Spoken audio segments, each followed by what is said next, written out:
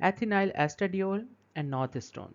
अभी जो ethynyl oestradiol है दिस इज एन एस्ट्रोजन, और जो नॉर्थस्टोन है दिस इज अ प्रोजेस्टेरोन। सो एक ओरल कंट्रासेप्टिव मिलती है जिसके अंदर एस्ट्रोजन और प्रोजेस्टेरोन जो है वो कंबाइंड होते हैं। अब इसकी वजह से होगा क्या कि जो एस्ट्रोजन है वो फीडबैक नेगेटिव लूप के थ्रू एफएसएच को इनहिबिट कर देगी, और जो प्रोजेस्टेरोन है वो फीडबैक नेगेटिव लूप के थ्रू एलएच की प्रोडक्शन को इनहिबिट कर देगी। अब नॉर्मली जो एफएसएच होती है उसने ओवेरियन फॉलिकल्स को स्टिमुलेट करना होता है, और जो एलएच होती है उसने नॉर्मली कॉपस ल्यूटियम को स्टिमुलेट करना होता है, और इसमें से ओव्यूलेशन जो है इंड्यूस करवानी होती है। सो प्रोजेस्टेरोन देने की वजह से ये सारा साइकिल जो है वो डिस्टर्ब हो जाएगा, जिसकी वजह से ओव्यूलेशन वगैरह नहीं होगी, और एस्ट्रोजन देने की वजह से जो फॉलिकल्स है वो सही तरह स्टिमुलेट नहीं होंगे। सो हम इस ओरल कंट्रासेप्टिव को यूज़ करते हैं प्रेगनेंसी प्रिवेंट करने के लिए। इस सब की वजह से जो एंडोमीट्रियम है वो बहुत ज़्यादा अनसूटेबल बन जाएगी ओवम की इम्प्लांटेशन के लिए। तो अगर हम फीमेल रिप्रोडक्टिव सिस्टम की नॉर्मल पैथोफिजियोलॉजी की बात करें तो उसमें सबसे पहले हाइपोथैलेमस होगा। हाइपोथैलेमस में से गोनेडोट्रोफिन रिलीजिंग हार्मोन रिलीज होगा जो कि एंटीरियर पिट्यूटरी के ऊपर एक्ट करेगा, जिसके रिस्पॉन्स में एंटीरियर पिट्यूटरी में से एफएसएच रिलीज होगा और साथ साथ एलएच रिलीज होगा। अब एफएसएच जो है वो फॉलिकल्स के पास जाएगा, और जो एलएच है वो कॉपस ल्यूटियम के पास जाएगा। फॉलिकल्स में से जो चीज़ निकलेगी that is estrogen, corpus luteum में से जो चीज़ निकलेगी दैट इज प्रोजेस्टेरोन। अब ये एस्ट्रोजन नेगेटिव फीडबैक लूप के थ्रू एंटीरियर पिट्यूटरी को इनहिबिट करेगा, इसके साथ साथ प्रोजेस्टेरोन भी एंटीरियर पिट्यूटरी को इनहिबिट करेगा, और साथ साथ हाइपोथैलेमस को भी नेगेटिव फीडबैक लूप के थ्रू इनहिबिट करेगा। अब इस सारे सिनेरियो में हम डिफरेंट ड्रग्स दे सकते हैं जो कि नॉर्मल पैथोफिजियोलॉजी को ऑल्टर करें। फॉर एग्जाम्पल सबसे पहले हम डायनाजोल दे सकते हैं। अब ये डायनाजोल क्या करेगा, जो मिड साइकिल के अंदर गोनेडोट्रोफिन की सर जानी थी उसको सप्रेस कर देगा, जिसकी वजह से गोनेडल फंक्शन जो है वो इनहिबिट हो जाएंगे। इसीलिए हम डायनाजोल को यूज़ करते हैं एंडोमेट्रियोसिस ट्रीट करने के लिए। डायनाजोल के साथ साथ हम क्लोमिफिन जो है वो भी यूज़ कर सकते हैं। क्लोमिफिन, अब ये क्लोमिफिन क्या करेगा, क्लोमिफिन जो है वो एंटीरियर पिट्यूटरी के ऊपर एक्ट करेगा, और एक्ट करने की वजह से जो नेगेटिव फीडबैक लूप के थ्रू नॉर्मली एस्ट्रोजन आ रहा था इसको ब्लॉक कर देगा, जिसकी वजह से पिट्यूटरी के ऊपर कोई अब नेगेटिव फीडबैक लूप जो है वो नहीं एग्जिस्ट कर रहा। इसके रिजल्ट में ये क्या करेगा, एफएसएच और एलएच की क्वांटिटीज़ जो है वो इंक्रीज कर देगा। इसीलिए हम क्लोमिफिन यूज़ करते हैं इनफर्टिलिटी को ट्रीट करने के लिए। और फाइनली इसके अलावा हम एथिनाइल एस्ट्राडियोल यूज़ कर सकते हैं, और इसके साथ साथ नॉर्थस्ट्रोन। अब जो एथिनाइल एस्ट्राडियोल है दिस इज एस्ट्रोजन, और जो नॉर्थस्ट्रोन है दिस इज प्रोजेस्टेरोन। अब ये एथिनाइल एस्ट्राडियोल क्या करेगा, ये एफएसएच की प्रोडक्शन को इनहिबिट कर देगा। It inhibits the FSH release from the interior pituitary. अब ये एफएसएच जो है इनहिबिट हो जाएगा, जिसकी वजह से फॉलिकल्स जो हैं वो सही तरह डेवलप नहीं कर सकते।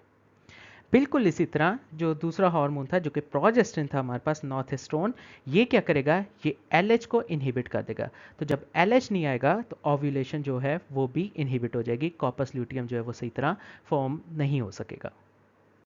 फार्माकोकाइनेटिक्स की बात करें तो ओरल कंट्रासेप्टिव है, it is given oral. Clinical use, it is use in the prevention of pregnancy.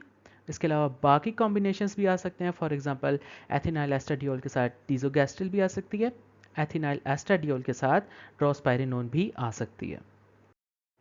Toxicity या साइड इफेक्ट्स वही होंगे जो एस्ट्रोजन या प्रोजेस्टेरोन की वजह से हो सकते हैं। For example weight gain, flushing, mood changes, dizziness, acne भी हो सकती है, और स्किन की पिगमेंटेशन भी हो सकती है। Transient rise of blood pressure और उसके साथ साथ थ्रोम्बोएम्बोलिज्म का रिस्क भी है।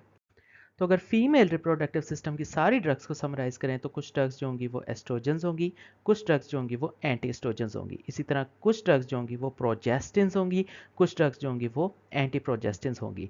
तो सबसे पहले अगर एस्ट्रोजन्स को देखें तो एस्ट्रोजन्स में आ सकता है खुद एस्ट्रोजन विच इज़ एस्ट्राडियोल।